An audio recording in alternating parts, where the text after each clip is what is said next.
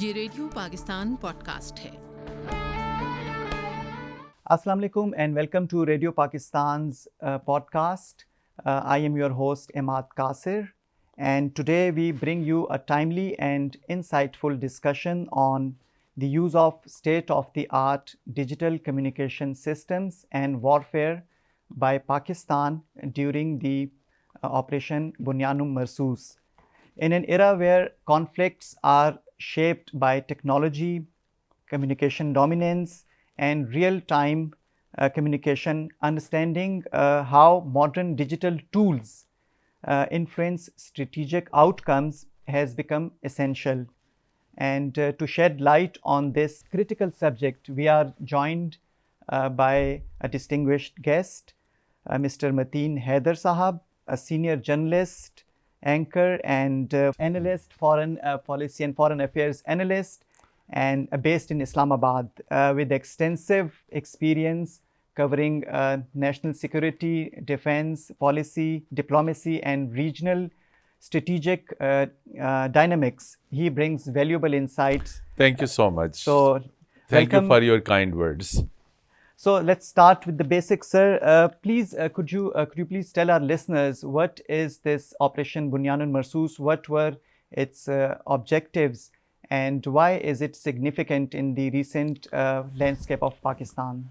Bismillah ar-Rahman ar-Rahim. The topic is of immense importance since we are about to observe the commemoration of first year of Bunyanul Marsoos that happened in the month of May. Exactly. So, but the conflict started much earlier. Tension was much earlier. That started from 22nd of April, Pahalgam incident. In the aftermath of Pahalgam incident, there have been a lot of accusations and allegations from India, which Pakistan properly responded. And we should not forget the 30th April 2025 joint briefing by the DGISPR Lieutenant General Ahmed Chief Chaudhry along with Foreign Minister and Deputy Prime Minister Mr. Haider. In that briefing, some of the pertinent, valid questions were raised on Pahalgam incident. So, since the completion of 1 year, India has been unable to answer any of the point or question raised by the DGISPR and the Foreign Minister. So, as you said, what is the significance and strategic importance of this Operation Bunyanul Marsoos? Then Pakistan even exercised restraint. Pakistan was not first to attack India. Exactly. And Pakistan's policy, defense policy, national security policy is quite obvious. Currently, we are having an operation in Afghanistan. Over there, even Pakistan did not attack first because there have been terrorist attacks emanating from Afghanistan. So, coming back to this Operation Bunyanul Marsoos, then Pakistan's security forces were put on high alert right when Pakistan knew that India could carry out some sort of adventurism against Pakistan. So, it was in the backdrop of that Pakistani armed forces, Pakistan Air Force, Pakistan Navy, Pakistan Army were quite ready. And between the night of 6th and 7th of May, number of cities across Pakistan were targeted through different Indian missiles. And although Pakistan protected, many of the drones and many of the missiles were intercepted through intercepting system very effectively. Then from 6th to the 10th, 4 or 5 days, then Pakistan has been watching. Pakistan has been countering Indian propaganda. There have been massive propaganda as well that behind Pahalgam, Pakistan is involved, allegations and things like that. But ultimately, the biggest battle broke out on the night of 10th of May when India made again unprovoked attack on Pakistan. So Pakistan had no other option except to launch this Operation Bunyanul Marsoos. The code name of this military operation was based on a concept in Quran al-Hakim, Bunyanul Marsoos, right? जिसे हम उर्दू में कहते हैं सीसा पिलाई हुई दीवार, exactly. So this was the basic concept of Operation Bunyanul Marsoos.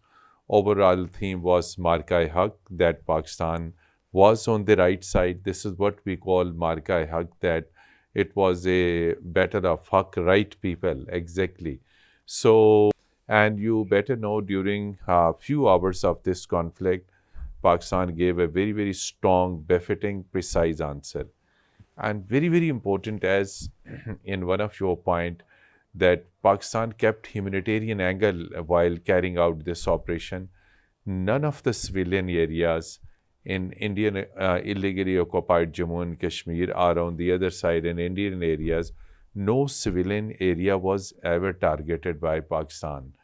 And it was all military targets. Since they have been attacking on Pakistani military side, Pakistan gave answer and targeted all military sites. So we can say that within few hours, Alhamdulillah, in the past, Pakistan has been giving quite tough time. If we go back 1999 Kargil war, Pakistan was on the upper hand.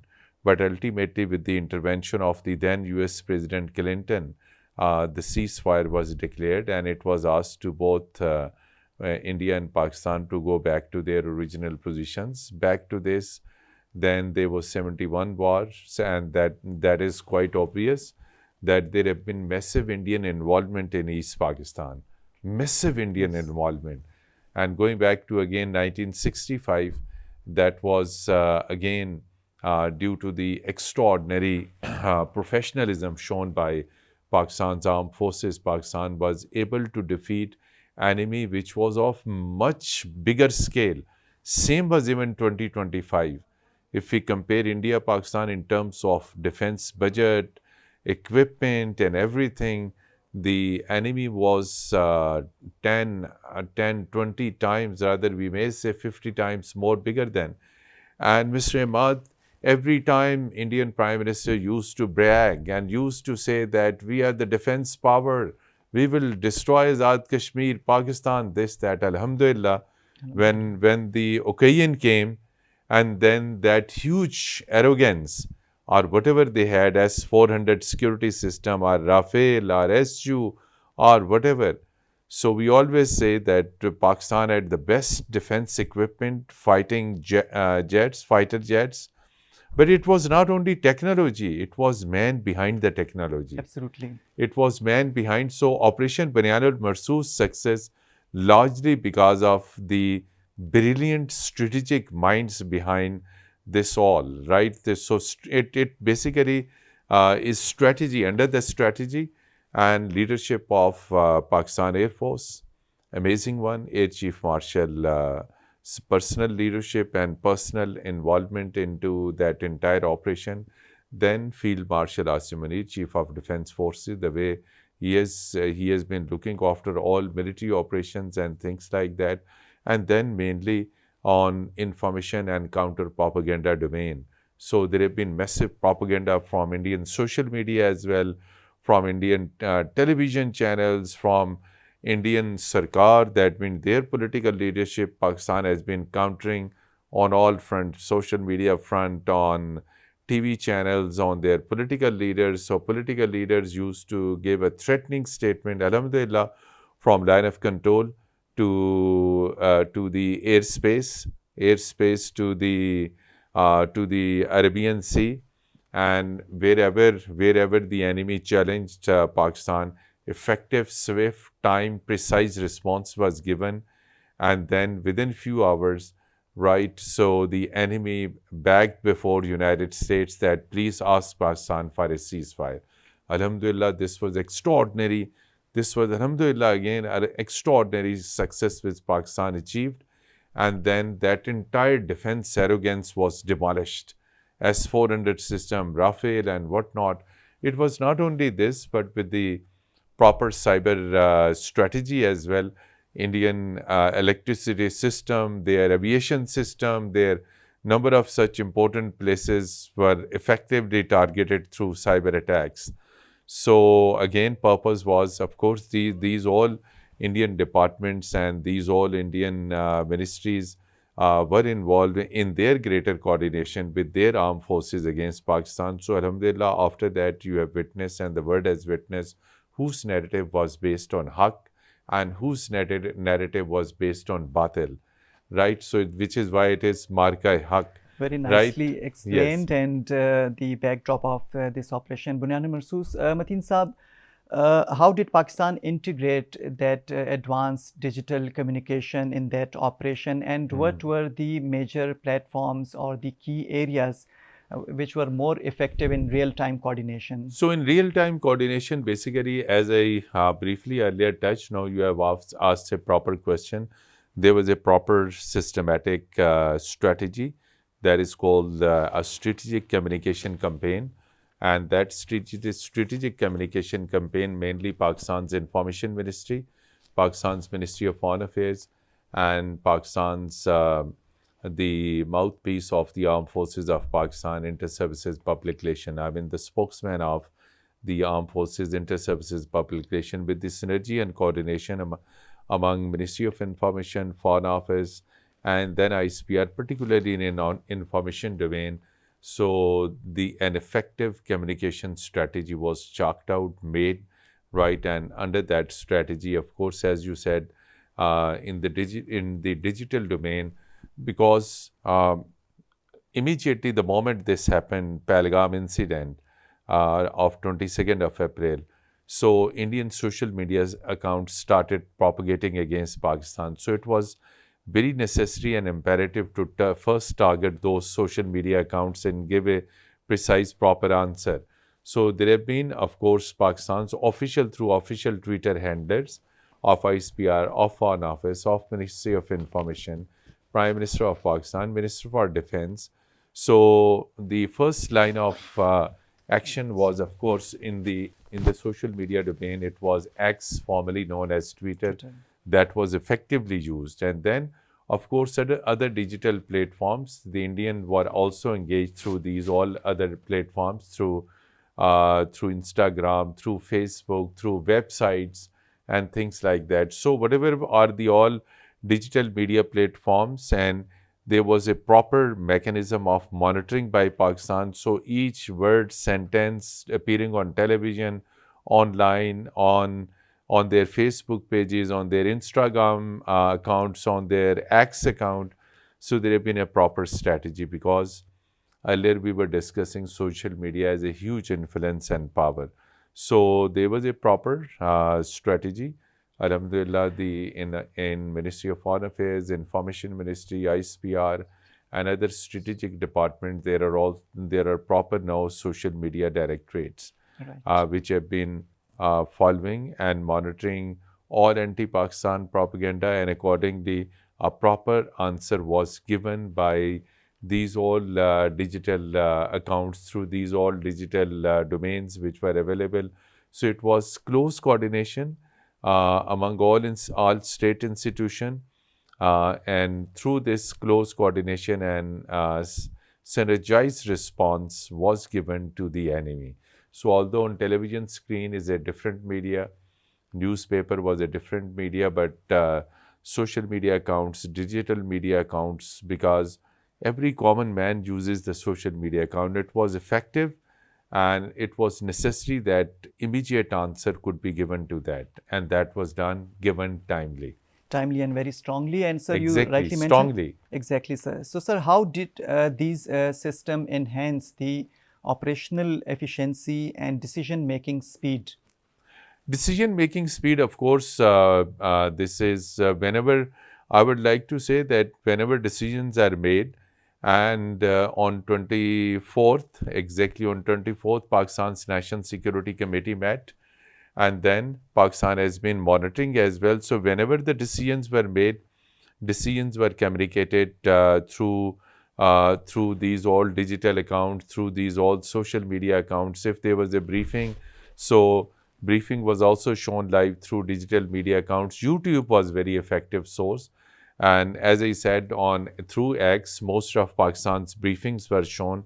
So basically, effective communication or decision making. So that is extremely important aspect of this entire operation. Bunyani Marsoos and Marka-e-Haq. So every government department, as I said, armed forces and government departments, the political leadership and the military leadership was on one page. Whatever both used to decide, it was close coordination and that gave boost to the decision making. There was at no level there was any confusion or lack of coordination or things like that. Things were coordinated. If Prime Minister was speaking something or any statement that came from Inter-Services Public Relation, so similar language was used by the Ministry of Foreign Affairs so that all state institutions remain on one page. That's great to know, sir. What role did these modern warfare capabilities like surveillance or cyber they play in shaping the outcomes? That's very, very important, strategically very, very important question. So since 22nd of April 2025, Pakistan knew that India will be engaged in misadventurism. So our state institution, as I said, they were on high alert. And ultimately, we have a proper cyberspace command force. There is a proper command available. And then they have put, and first line of defense was that there should be cybersecurity of Pakistan's vital national institutions. Pakistan's data should be protected. The data of Pakistan Air Force, Pakistan Army, Pakistan Navy, Ministry of Foreign Affairs, Ministry of Defense, GHQ, and then sensitive departments of the government of Pakistan.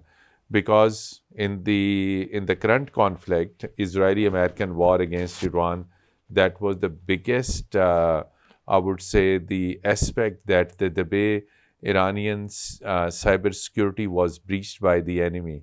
Over here, due to the effective, timely response, cybersecurity domain and the security wall around our data centers, around Pakistan's cybersecurity, that remain intact. Enemy was unable to breach anything.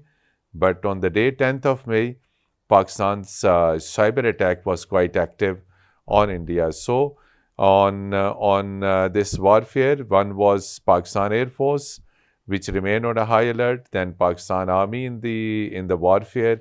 It was not only the traditional response, rather there was advanced integrated system. Then, of course, Strategic Command Force, the traditional segments of the Pakistan Army, then Pakistan Air Force. It was not only that flying an aircraft or fighter jet, the man behind the machine played a vital role. And as I said, the chief was the Air Chief Marshal, whose personal supervision, interest, and these all things. So on modern warfare, of course, these all things were properly utilized, because, as I said, enemy was much bigger, much stronger. But after Marka-e-Haq, Pakistan has emerged as a stronger, responsible, and a very powerful state, which is why last year, whatever we achieved, this year the Pakistan and the world is witnessing that from America to Iran and all other countries have reposed confidence on Pakistan.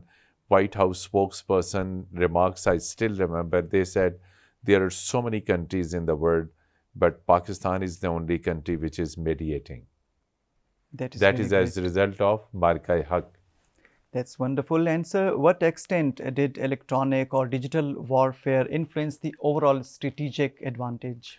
Of course, the electronic media is very popular, very effective all around the world. So in this war, of course, the information output that has been received through armed forces, Pakistani electronic media was not only given, of course, the response or the statement of Pakistan's armed forces that have been instantly shared with the media so that media could report that one.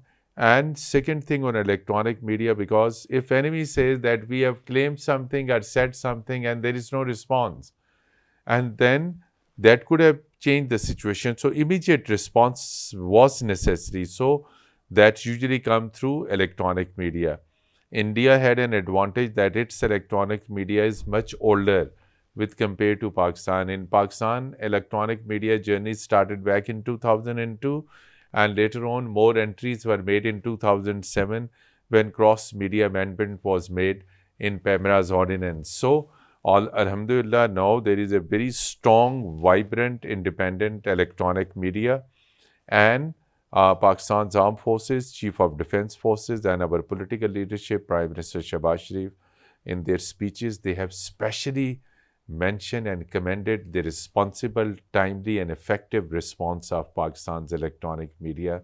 This electronic media played a vital role in countering the Indian propaganda in Marka-e-Haq, Operation Banyan al-Marsoos. So you mentioned a few government departments and ISPR, and then you mentioned armed forces and government and this electronic media. So how did they all coordinate in real time, and how did it influence the decision making in real time? Exactly, decision making. So decisions were made by civil military leadership, and that I've told you that we have a proper, Pakistan has a proper committee that is called National Security Committee, and National Security Committee met and then took decisions on 24th. And as you said, that how these all medias or the government department had closely coordinated, because there was already a close coordination. It was decided that every department and every minister should remain in close coordination, timely sharing of information. If Foreign Office says something, that is on the diplomatic domain. If there is anything which has to be communicated through military means, so ISPR used to, if a threat comes from Indian Army Chief, ISPR used to give a direct response. If there was any allegation or any responsible statement from political side, Ministry of Foreign Affairs used to give. And alhamdulillah, you have seen Pakistan's most outspoken defense minister, Khwaja Asif Saab, have been quite active on social media. And then we should not forget an effective role of chief spokesperson and Minister of Information, Ataullah Tarar, who had also been giving. So there was a complete harmony, synergy, and coordination. That's great. And sir, what were the key operational and strategic outcomes of this coordinated approach? And outcome was success. Of course, the outcome was success. Number two, the outcome was that Pakistan's narrative was recognized by the international community. In the aftermath of whatever we applied, tools, strategies, and of course policies, and whatever we applied, in the aftermath of India sent Shashi Tharoor to the world, and our delegation went to London, New York, Washington, and then of course to Brussels, led by former Foreign Minister Bilal Bhutto Zardari.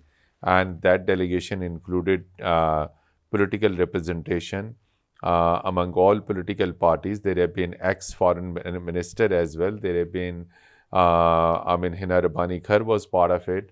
So on the other hand, everyone internationally knows who is Shashi Tharoor, who has been outspoken scholar.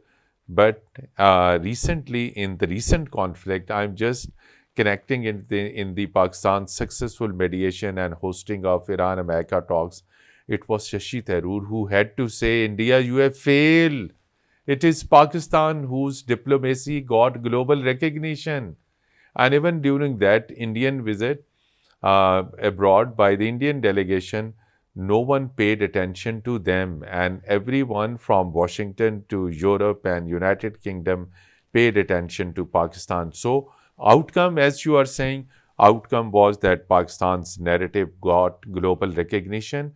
India's narrative was based on false information, and that what false information, and that are barely the thing that they used to make false allegations against Pakistan.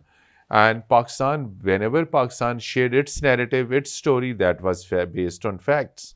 And the fact was that India was involved in exporting transnational terrorism, not only in Pakistan, in Europe, in Canada, in the United States, and elsewhere.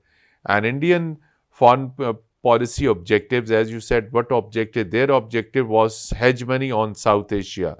Alhamdulillah, that dream or that objective of hegemony over South Asia, telling the Gulf or to the Europe or to the America, I am net security provider. That has gone now. Net security provider in Gulf and Arab world globally is now Pakistan. And now, think otherwise.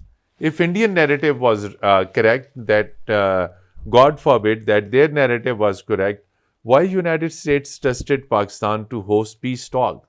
That has proven the fact that Pakistan is a peace facilitator, peace promoter, and India is a terrorism promoter. And that is really great to know. And yes, sir, rightly mentioned. Sir, what challenges or limitations were encountered in using these digital platforms or digital warfare in this Operation Bunyanul Marsoos? Exactly, that is also a very, very important question. There have been number of challenges, and in every situation and in every story or in every war, there are always lessons learned. So there were number of lessons learned, and of course, I don't think so there was any major mishap or anything like that. All, as I mentioned earlier, there have been quite close coordination. The biggest challenge was, of course, there have been, of course, a number of fake websites, fake digital accounts operated from India, of course, in the name of certain Pakistani institutions. And that was, of course, at a time when all of a sudden a common user used to be in a shock. Okay, oh, so and so is saying this, and this is unbelievable. So, and even that challenge was effectively countered. People were told, and there is a now directorate now in Ministry of Information that is called fact checker, right? So immediately if there is any fake notification, fake web, anything like that, recently a fake web in the name of Islamabad post emerged, and through this again anti-Pakistan propaganda was made. So these are some of the digital media challenges, but these challenges were timely countered, effectively responded. That's great, sir. How do you compare Pakistan's this digital warfare with the regional or global best practices? Of course, Pakistan's digital communication or digital strategies are a bit new with compared to other countries. For example, Europe, they are quite advanced, and digital strategies and things like that, that is well placed. Number two, we are not up to that level where the European or American or other Western countries are advanced in digital communication and education. I would like to use this platform in saying that there should be now much greater focus in education, particularly in digital domain, not in terms of technology, but in terms of digital communication. Digital communication over either this particular conflict or many other conflicts. Even Pakistan has been giving effective response to Afghan propaganda during this current operation Marka-e-Haq.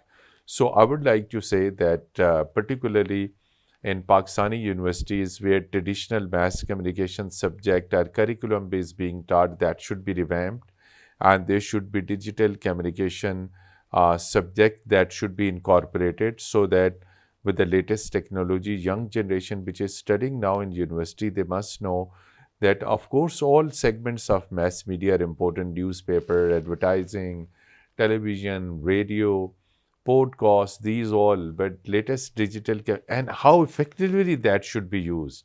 How effectively that should be used, that should be as a subject in media and communication studies should be adopted. And number two, it should be in all government departments. More focus should be on strengthening the digital communication departments in our strategic institutions, in ISPR, in Information Ministry. Alhamdulillah, in Information Ministry, there is already a huge directorate already working.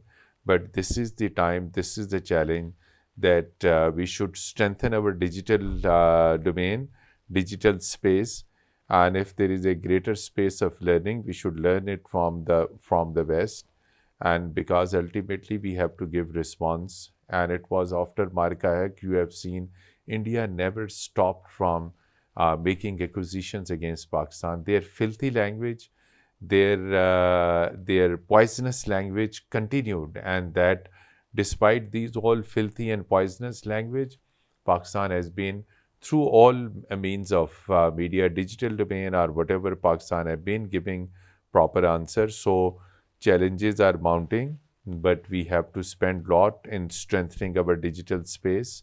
And it's not only the space, but when enemy uses that space in making allegations or propaganda, you need to effectively respond to that particular propaganda.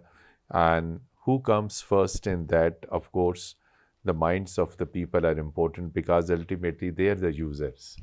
Thank you very much, sir. And as we conclude today's discussion on the use of state-of-the-art digital communication systems and warfare by Pakistan in the Operation Bunyanul Marsoos, it is now clear that the modern conflicts are defined by technology, by information dominance, and it also underscores Pakistan's growing edge in leveraging these capabilities for precise and coordinated and strategically advanced and effective operations. And I would like to thank My Mateen pleasure. Haider And thank you so much for inviting me. for his insightful analysis and for helping us unpack the evolving dimensions of modern warfare. Thank you very much to our listeners also for tuning into Radio Pakistan Islamabad. This is Imad Kasir signing off. Stay informed, stay connected, and Allah Hafiz.